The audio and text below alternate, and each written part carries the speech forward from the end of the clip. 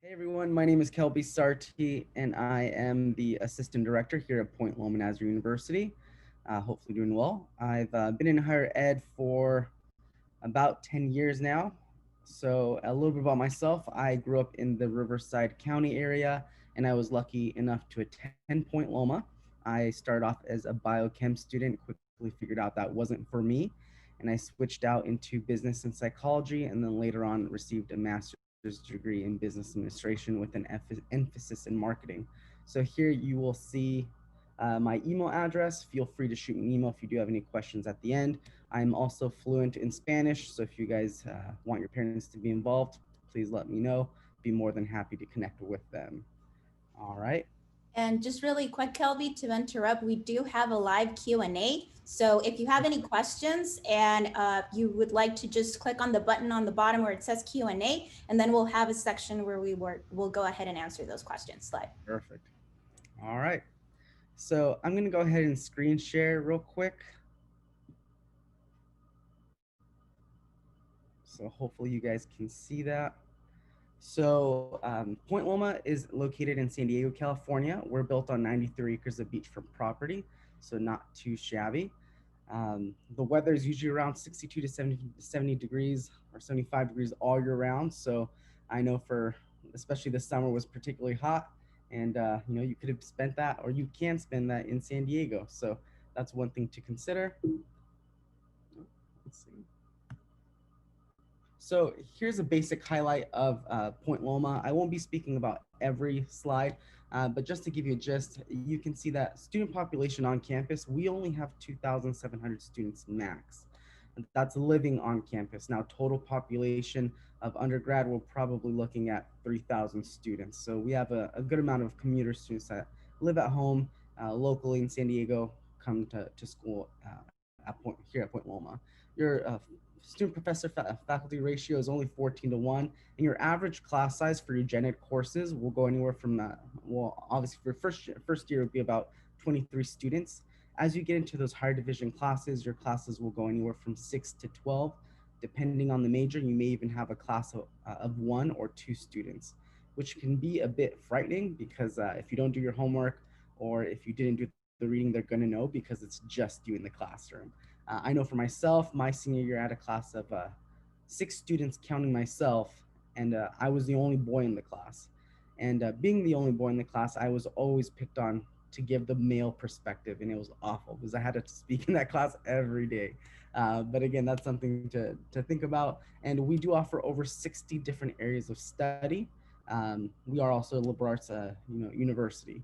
So we are one of the few schools in San Diego County that are unimpacted for all of our majors. So we don't over enroll, which is nice. You'll always be able to get the classes you need each semester. And all of our professors have the highest degree within their major. We don't allow TAs or subs to teach the class. I always like to say we're not charging you TA or sub prices. So because of that, we don't let them teach the class. So here are tidbits of some of the majors that we're known for, or at least some highlights. So we're known, our top 5 majors would be anything within business, communication, education, psychology, and anything within our sciences. So here you can see that we have a 90% entry level to medical school. I believe the national average is about 40%, so we're doing pretty good. Um, Within accounting, specifically business, 65% of our accounting students are passing all 3 sections of their CPA exam at a rate of 65%. You may think that's not a good average out of 100, but the national average is only 14%. So we are doing very well.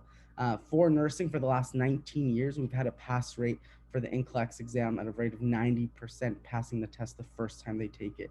Again, there's years that we have 100%. I wish that was the case all the time. But sadly, again, 90% for the last 19 years is pretty good. And of the students that graduate within 4 years, do so at a rate of 91%. So again, yeah, it's very rare that we'll have a student that will stay for 5 or 6 years. And if so, it's usually because they're adding a master's program after that. All right. Um, so hopefully that kind of gives you a breakdown a little bit about just some of our majors. Again, we do offer over 60 different areas of study. If you're wanting to know more on that, feel free to go to our webpage and in the search bar, or not even the search bar, just click on admissions and you'll see a complete list of the majors we offer. So something that kind of separates us to other institutions, you'll see here that 98% of our majors require you to take internships. We don't do that to be mean. We just want to make sure that you have a full understanding of what you're getting yourself into before, you know, it's too late to change majors. For example, again, I mentioned that I started off as a biochem student. My end goal was to work in peds. I wanted to be a doctor for children. I was lucky enough to do shadowing programs where I was able to follow different types of doctors within different areas of the medical field just to see what a day in the life was. And then from there, I made some connections with other people where I was actually able to see a live birth. Now, mind you, I was about 17 years old. I wasn't I didn't know what to expect at that time. So long story short, she ended up having complications. They ended up having to do a C-section. They did one incision, a little bit of blood squirted out. I fainted. I woke up in my own room. I didn't get to see anything. It was awful. Nurses and doctors kind of picked at me a little bit just to make fun of me. But through that, I was able to ask many different questions.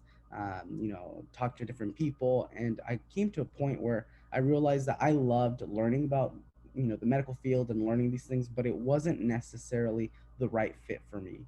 So through that, I was able to switch majors, and I was still able to graduate on time. I had to double up on units during the summer and throughout the semester, but I still finished on time.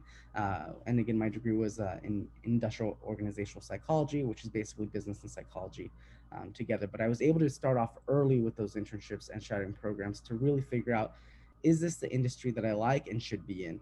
All right. So just like your schools have like a college and career center, we have one like that, but basically for after college, which they'll help you do career coaching, strength training, networking events. I know one of the questions that people are asking, well, does Point Loma or do universities like ours help you find jobs afterwards? Not necessarily. We aren't going to place you in a job after you graduate. That's kind of up to you. But one thing we do with the internships is help create your networking. So, and that's for every major. Every major has events throughout each semester where you get to sit and have lunch or dinner with professionals within the field of study that you're interested in. And this is the time that you get to figure out, hey, look at my resume. Does my resume look like something you would want to hire after I graduate? If not, what should I be doing differently? Asking them, what did you do to get to the position you're in? Or be bolder and say, hey, would you be willing to mentor me for a semester? We've had a lot of professionals within the field of many different student studies, and Point Loma pays for these people. We pay for their times to come and speak to you guys and tell you, how the career, how your department or industry is changing, especially now with COVID and technology kind of reaching its hands into every aspect of our lives. This is the time to really see, well, what are the trends looking like? How is my industry changing because of education? And again, our university is also adapting our learning styles to that to make sure that you are ahead of the curve, to make sure that when you graduate, you're up to date with the changes of your industry. So that's something to consider as well. Mock interviews, super crucial. We want to make sure that when you graduate, you know how to conduct yourself in an interview, that you have good eye contact, that you know how the industry, what the industry expects out of you, out of your resume, your portfolio. Simple things of hand, how to shake someone's hand. For myself, I'm part Hispanic and part Italian, so I tend to use my hands a lot when I talk. And I remember, after our mock interviews, our presenter or the professor said, let me tell you that you move your hands so much while you talk. It takes away from what you're saying. And I got distracted, and there was a portion that I didn't even know what you were talking about because I was solely watching your hands flail around. And it was partly because I was nervous. So they taught me breathing techniques. If you're not sure what to do with your hands, cup them. Same thing. Sometimes people fidget with their feet or sit on their hands. We want to make sure that when you graduate, you're ready and polished to search for these jobs and present yourself well for these positions. So again, these are certain things that we do. We spend a lot of time to make sure that when you leave Point Loma, you're ready for the industry you're wanting to get into. Same thing, we work with a program called Handshake, which the program Handshake is basically a job search engine, which is kind of like an Indeed.com. But in this case, only people that have recently graduated to 5 years out are able to apply to these jobs. So you're not having to compete with people that have 10, 15 years experience, but are wanting a career change. So it cuts the competition and opens the doors for you to actually get into the industries that you want. All right. So that's one thing to take advice. And again, these facilities are open. Once you're an alum, you can still come back to the office or get call in and get assistance with your resume or figure out what networking you might need to get into a different industry.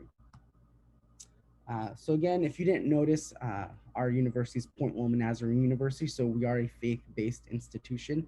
The Nazarene Church stems from the Methodist Church. They are the church or the denomination that helps keep our doors open. Oftentimes, people are like, "Oh my gosh, I'm not that. Can I still attend?" Yes. You do not have to be Christian or Nazarene to attend Point Loma. We have over 40 different denominations represented on our campus. I would probably say the two largest denominations would be non-denominational and Catholic students. But again, we have over 40 different denominations represented on our campus. One thing that does separate us from other institutions that are faith based is that we don't require students to sign a statement of faith. A statement of faith usually requires you to be one, either Christian or of that denomination, and practice your faith under that denominational guideline. So we don't do that. We don't expect you to convert. We don't expect you to be Christian, but we do have a conduct code, which is a living agreement. So we are a dry campus. So that's one thing to consider. I always like to say it's kind of like living at home with more freedoms and no spanking. Again, I grew up in a different generation than most of you, so that was definitely a part of my household. But again, there's no curfew, there's no dress code. You're not going to be a priest or anything like that if you come to Point Loma. But again, there is a faith-based component to the university. We do ask all students to take 3 religion courses within 4 years, which is different because some universities require to take a theology minor. We don't do that. So it's only 3 within 4 years if you come in as a freshman. If you come in as a transfer, it's only 2. So not too bad. We do have chapel requirements as well. We have 4 chapels a week. You do not need to go to every single chapel. So freshmen and sophomore, it's about twice a week. Juniors and seniors, once a week, and every chapel is different, and you'll know in the beginning of the semester who's speaking and what the topic is, so you the student can pick what you want to spend your time learning about. For myself, I remember Mondays used to be interviews, so we'd have Holocaust survivors, people that survived between the Tutsi and Hutu. I think one year we had Vicente Fox, the former president of Mexico, for one of our sessions, which was pretty cool. Wednesday mornings would be our chapel, and Wednesday night is the student-led chapel. So you can be the speaker for the night. Same thing with our worship band. If you can sing, if you play an instrument, you can be part of our worship band. Fridays is praise and worship. I'm an awful singer, I'll admit it, but I love to sing. So Fridays was the one I always went to. So again, you guys get to pick and choose and gain the experience that you want. So it's not too bad. We do a lot of outreaching, jail ministries, homeless ministries, surf and serve, which was my favorite. We wake up early in the morning, go surf, and then clean the beaches. These are not mandatory. If you have a passion to help and serve, you can do that. We also do a lot of missionary work. We go to different parts of Uganda, Ukraine, different parts of South America, and also Mexico. So if you have a passion, again, to help and serve, those are things that you can get connected with. So other ways to connect yourself with the campus, we do have over 60 different areas of study or 60 different clubs and organizations. Some are part of academics. So some of your majors will have different academic clubs or programs. Same thing with music, theater, arts. There's different things that you can get connected with. And there's also different social events. So we have a program on campus called Great Escapes. It's their job to create different events every other week, whether it's mud caving, kayaking, snowboarding. Even during spring break, they'll go to Colorado and you'll go camping and whitewater rafting for the whole spring break, and it only costs you $130. Point Loma pays for food, travel, and equipment. So that saves you a lot of money. So there's always things for you to do. And between those days that we don't have a Great Escapes program, there's movie in the Greek. We have an old Greek amphitheater, and we have a pull-up, and we watch movies that are still playing in the movie theater and just have popcorn, sodas.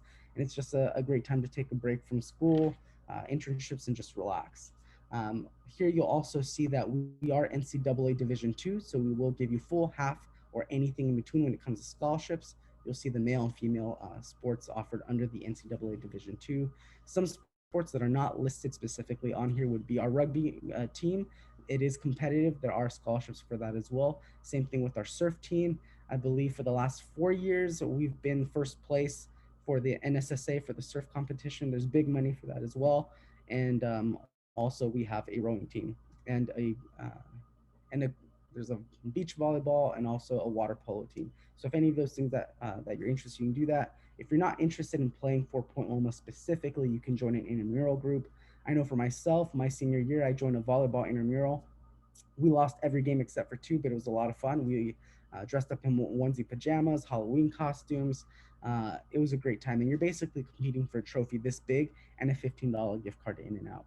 So again, in college, you're gonna be tired of eating peanut butter and jelly sandwiches and cup of noodles. So anything outside of that, you're gonna be excited. All right. And if you can't tell, our colors are green and gold, and our mascot is a sea lion. Obviously, we're built on 93 acres of beachfront property, right in front of a cliff. So the sea lion just makes sense to be our mascot. So dorming, you can live on campus all 4 years if you like. About 67% of our students do. This was something that I personally was lucky enough to experience. I'm the only boy in the family, so I've never had to share a room. I know that might be different for other people, um, but I lived in the dorm and I shared a room with two other people, which was a little challenging, but it was also great to experience what it might feel like to have uh, brothers, which is really nice. Most dorms are all female, all male. We do have a few dorms that are shared housing, so the top two floors will be all female, the bottom two will be all male, and each resident hall will have at least one or two RA, which are the resident assistants. They're kind of like the mommies and daddies of the hall. They're there to make sure that you follow the rules, or if you come back to the dorm with your heart broken, they're there to console you, which is why I always call them mommies and daddies of the hall. Um, most rooms will be two people per room. Um, so it's not too bad. If you register late for housing, you will get a 3 or 4 person room. Obviously, if you get more people in your room, the rooms will be much larger, but again, you're still sharing it with more people. But the dorms themselves set up different events throughout the week. Um, every weekend, they're either doing barbecues, beach volleyball. Sometimes some of the directors of the dorms will have a boat and they'll take you out sailing or fishing. There's always a lot of activities for you guys to do. So if you choose to come to Point Loma and you call your parents, "Oh, mom, I'm bored," it's because you're choosing to be bored. There's a lot of things to get connected with. So there's a lot of fun. Um, yeah, I definitely loved my dorm experience. And one thing to know that washing and dryer in the dorms are free. Anybody that has ever gone to college will tell you they used to fight for quarters. I used to see a quarter and there'd be 3, 4 people trying to grab it off the ground because we needed those quarters to do our laundry. Washer and dryer are all free at Point Loma. Same thing, each dorm will have a full kitchen. So if you want to cook, make your chorizo con huevo in the morning, you can do that, no problem. You are able to have a mini fridge and a microwave in your dorm. But again, you're not trying to make your room smell like chorizo con huevo, so just take it to the kitchen. All right. So those are things to think about. And also parking is free on campus. Once you start looking into schools, you're going to see that each semester, some schools will charge you up to, anywhere from 200 to even $500 a semester just for a parking permit. Parking your car on campus is free. So that's something to consider as well. So this is the part that tends to shock people immediately is the cost. They're like, "Oh my gosh, it's so expensive." You'll see per semester and per year. But on the corner right here, you'll see that 91% of our students are there with some sort of scholarship. It's very few amount of people are able to be like, "Oh, no worries, I got that." That definitely wasn't me. I remember walking to my mom like, "Oh, mom, I found the school of my dreams. It's by the beach and they have my major." And she's like, "Great, mijo, how much does it cost?" And I showed her the piece of paper and she's like, "Oh no, we can't do this." And my sister, who's older than I was, she was like, "Mom, just let him apply. He has good grades. Let's see what he can get." So again, we are a private institution, but we also get federal, grants as well, local grants, on top of whatever our donors are able to give. So again, the average financial aid package for Point Loma is usually around $26,000, give or take. So that's like the average packet. Um, Again, every student's a little different, so don't think like, "Oh, I'm going to apply to Point Loma and I'm for sure going to get X amount." But again, that's the average financial aid package. So those are things that you can look into, and I want to touch base on different aspects of aid. So this year we are test optional. So you can apply to Point Loma without having to worry like, oh, I can't find us a place to take the SAT or ACT. Feel free to apply to Point Loma. And not having to take the SAT or ACT. All right. So the first thing I want to say that at my office, the only money that we are in charge of is merit-based aid. So money based on your academics. All other scholarships, like grants, outside scholarships, different types of aid, are in charge either through the financial aid department themselves, the major you're looking into studying, or the athletic department. All right. So those are things to consider. You will have to touch base with those each individual departments on your own. There's not a hub where you can touch one base with one person and just make it happen. Again, if you work with me, I'll be more than happy to kind of move those pieces for you. Um, but again, my office offers scholarships anywhere from $10,000 up to $20,000, and that's guaranteed money for the first 2 years, and then afterwards you have to maintain a 3.3, which is pretty doable. And if you go on our webpage, you will be able to see the breakdown of the academic criteria that you need to have to qualify for those scholarships, and those are automatic. There's no application process. I left that specific slide out currently just because with COVID, there's a lot of changes happening. Some of those scholarships still have a GPA and test score component linked to it, but because we know that many places around the United States are struggling to be able to take the SAT or ACT, I'm expecting that by next month, all of our scholarships will probably be solely based on GPA. But because that's kind of, I'm not sure about that. I didn't want to post anything up so you guys can be like, oh, this is what Kelby said. Yeah, just keep updated on the website and you'll see what's going on. The other thing that you can get scholarships for would be speech and debate. So if you've ever convinced your parents to let you go out somewhere after they told you no, you've done speech and debate. You might be able to want to join the club on campus. They offer scholarships up to 20 grand. Last year in California, Point Loma was the number one speech and debate school in California, crossing publics and private schools. And in the United States, we were third. So again, we're a small school with big opportunities, and there's a lot of scholarship monies that you can get through them as well. And all of our scholarships stack up. So no department's going to take away money from you because someone else is giving you money, which is nice. Music, theater, they offer scholarships as well, and they offer scholarships for non-majoring students. So let's say you're still wanting to study engineering, pre-law, pre-dental, whatever it is that you're looking into, and you're able to sing or play an instrument, or you feel like you can act, you can get a performance-based scholarship through them and not major in that major for $4,000, 2,000 each semester. So I would say I'm not a singer, so I wouldn't try it. But if I was maybe theater, I was like, hey, maybe I can be a good tree, a rock, a table. I don't know, but that's $4,000 that they're giving you just to perform, and you don't have to major in it, which is great. All right, so those are things that you can look into. uh, Here you'll see that we have a science honor scholarship. Every major offers their own departmental scholarship. Science honor starts theirs off specifically freshman year, or if you come into a transfer. All other majors, you kind of have to touch base with them directly to see how those scholarships are offered. But this specific one is for an extra $10,000. We also have a diversity leadership scholarship. So if you go to our webpage and in the search bar, you type in diversity leadership scholarship, it's the first link that pops up, and it's an extra $6,000.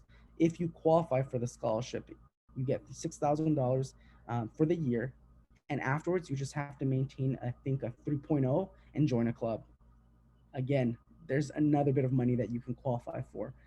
If you don't go home during the summer, you can get and you get a full-time job on campus, you'll earn around $5,000 to $6,000. A check to you. You figure out what you want to do. And if you work during the semester, which 75% of our students do work on campus, you'll earn around $3,000 total of six.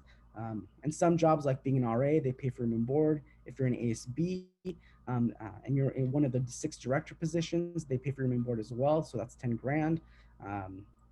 And if you are an assistant to one of the directors, I think they give you like a $3,000 stipend. So there's a lot of ways to bring the cost down. So don't be afraid of that big sticker price, because again, no one's going to give you money just for breathing or because your mom thinks you're special. We know you're special, but if you put some action into what you're doing and start applying to these scholarships early, you can come out owing very little coming from an institution like Point Loma. For myself, I did my time there. I finished with $24,000 in debt, and I paid it off within a year and a half. So again, There's a lot of ways to do that. So you can apply to Point Loma two different ways, the Common App or directly on our webpage. If you're going to be applying to other UC schools, apply to us just directly through the Common App. It's one application for many different schools. One thing to note, Point Loma does not give out fee waivers. The application fee is $55, but if you were given a College Board fee waiver, an SAT waiver, or an ACT or a NatCap fee waiver, send me a copy of that. We want to actually even use the fee waiver. Just send me a copy of it and we'll waive your fee. So again, if you have any of those things, you have a free application to Point Loma. So we need official high school transcripts. Again, keep in mind that we are test optional, so that's not something that you necessarily have to worry about right now. We need 2 letters of recommendation, 1 academic, so anybody from the leadership of your church, from your school, and 1 spiritual. So we do ask for a church letter of recommendation. If you are not connected to your church, give us a character reference, a boss, a coach, a counselor, anybody that knows you well, and it will not negatively affect your application in any way. All right. There is an option to do an interview because we are test optional this year. I would highly suggest do an interview. We're not going to ask you math questions or science questions. We're just trying to know who you are outside of your academics. And there's an option to do a Zimi profile. A Zimi is basically like a college Instagram. You can find it on Google Play or the Apple Store. And a lot of universities are using it where you get to connect with current students and the university to see what they're doing and vice versa. So that's something to look into. And same thing, if you're looking into transferring spring, October 1st, fall is February 15th. Early action is the best time to apply for sciences. November 15th is the deadline. I don't need your whole application by that time frame, but I do need your online application by November 15th. So if your transcripts come in a little bit later, you're totally fine. But again, nursing, biology, environmental science, those majors tend to fill up by the first week of November or the second week of November. If you apply to those majors for the for the regular admissions deadline, you probably will not get in. Because again, once we run out of spots, we stop accepting for that particular major.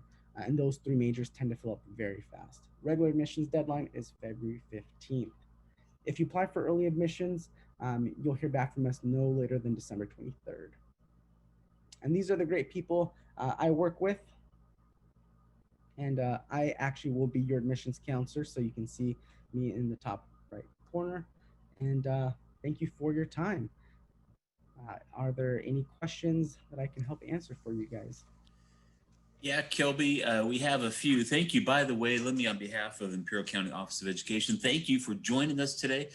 Great presentation of a great university just down the road in San Diego, right on the beach, I guess I would say, in San Diego. Beautiful campus. So, Kelby, a couple questions come in typically from students. And so if I could, what I'd like to do is answer or ask those on their behalf.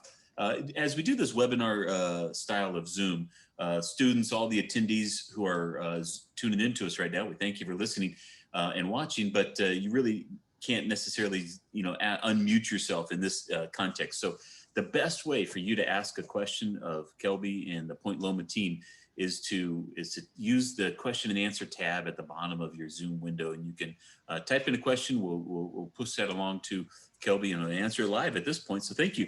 Kelby, here's a couple that have come in. You were talking about the admission, and then there was the discussion about a fee, but then you said something about a fee waiver that perked some interest. So once again, what would somebody do if they wanted to take advantage of some sort of a fee waiver to Point Loma? Yeah. So oftentimes I get emails, does Point Loma have fee waivers? So we don't have fee waivers, but we accept them. So if you have a fee waiver from College Board, or if you got a fee waiver from ACT or NatCAC, all you have to do is scan a picture of it and email it to me, and I'll waive your fee. Perfect.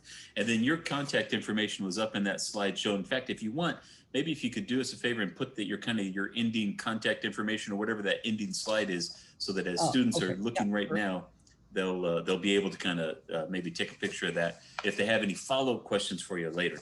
But you mentioned that currently there's no, yeah, that's perfect.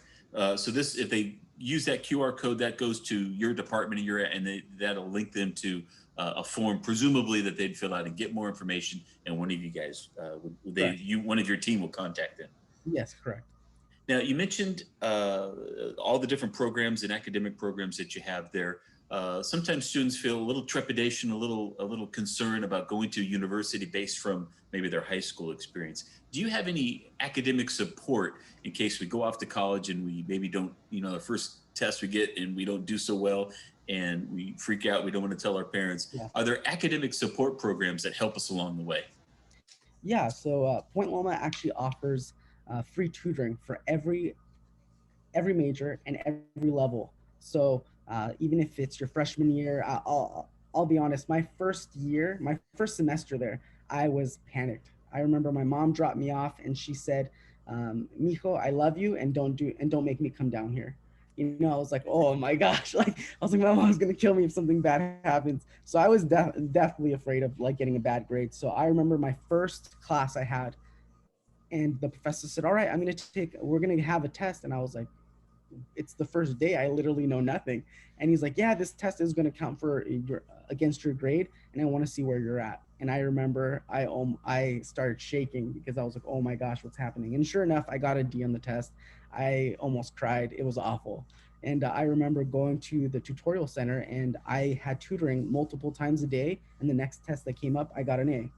And not just that, every department, all the professors have office hours daily. So if you need one-on-one attention with the professor, be like, "Professor, I don't understand what you mean by this. Can you give me different examples?" They'll sit down with you for 30, 45 minutes and break it down with you, which is the beauty of going to a smaller school. Great. And there's also counseling as well. Perfect. And you mentioned a smaller school. So once again, at the very beginning, some students have logged into our webinar. By the way, we're glad you're here. But they've logged in maybe a little bit after you had showed a couple slides about your student enrollment. Could you share real quick how many students attend Point Loma University? Sure. So living on campus, we only have 2,700 students. So again, your high school might be much larger than that, or about that number. Total population attending classes will probably run around 3,000 students. So we're not a huge university.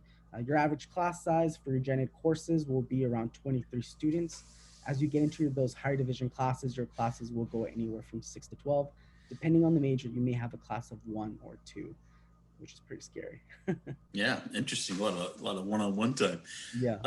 Now, Kelby, you also mentioned that you are on the team for admissions or is it outreach? I guess a quick question is, students would have, what are you looking for when you're admitting students to your school? So are there things that they should say and include and mention in their applications? So I think the first thing I look at when I'm reading a student's application is the fact that they actually want to be there, that they realize that college in general is going to push you out of your comfort zone. If you're looking for something comfortable, you're not ready for college. That's my opinion. So I want to know that that's going to be different, and that you're ready for the challenge, and that you're going to reach out for every resource that the university has to offer to succeed. So I want to know who you are. I want to know a little bit more of your personal story and how you want to grow that into your future.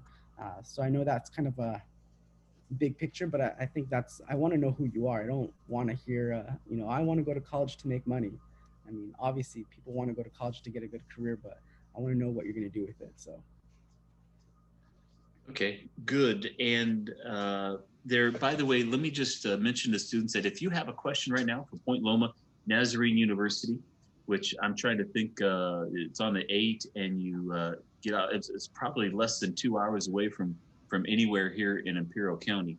And so if you're interested in attending the school that is right on the ocean in Point Loma, which is the suburb of San Diego, now is the time to ask questions of Kelby. He's joining us from the university. And at the bottom of your screen, you have a question and answer tab, and we'll moderate those, we'll read those, and I'll ask Kelby on your behalf. Yeah, typical question that we have, let me just ask it for you, about the demographics of your student body. So if I'm coming over from El Centro or Calexico, what is the type of student that I'm going to encounter? Of those 3,000, what do they look like? Yeah, so I know they wish they looked all like me, beautiful and bronze, but that's not the case. So realistically, we have we're about 47% non-white, which for a private Christian school is really good. But you will see a lot of Caucasian people. And I know for myself, when I first attended Point Loma, I think diversity was only about 10%. So I was like the only brown thing walking around. So it was very scary, just because I went to a public school that was very mixed. A lot of people looked like me. So coming to Point Loma now is very different. Again, we are 47% non-white, so you'll see African Americans, Hispanic, Asians, Islanders, but again, you will see many Caucasians. Great. Well, thank you, Kelby, for joining us today. So uh, once again, I just want to reiterate to students to use the question and answer tab to ask questions. But Kelby, I don't know if you have any kind of summarizing thoughts or any points that you'd like to end with, but it has been a pleasure to have you join us for Higher Ed Week here in Imperial County. Know, students, that we have at the top of every hour, we have a new university or college representative sharing about their university and making a presentation and often answering questions live for each of you. And we're actually recording all of these. And so we're going to splice those up and put those on our webpage here in the near future. We'll add them to YouTube and send out the links. So if for whatever reason you chimed in late to Kelby's presentation, you didn't get all the details, had a great slideshow about various things about admissions and what the school was like and campus life on campus. If you want to get some of those details, you can log on right now to the QR code that you see on your screen, or you can wait till the video that comes out and log in and watch that video for some of those details. Now, Kelvin, we'll end it with this and any thoughts you might have. Financial aid's a big one. You go to a university like yours. Would you recommend that students fill out their FAFSA application, which I believe, by the way, opens up for next school year? If you're going to college next year, you can begin to fill out your FAFSA tomorrow, I believe, on October 1st. So, Kelby, my presumption is that you would recommend students complete that package, that financial aid application, and then consider applying to Point Loma University. Any closing thoughts, Kelby? Yeah, so again, I know when you're looking into schools in general, and the first thing you want to see, how much does it cost?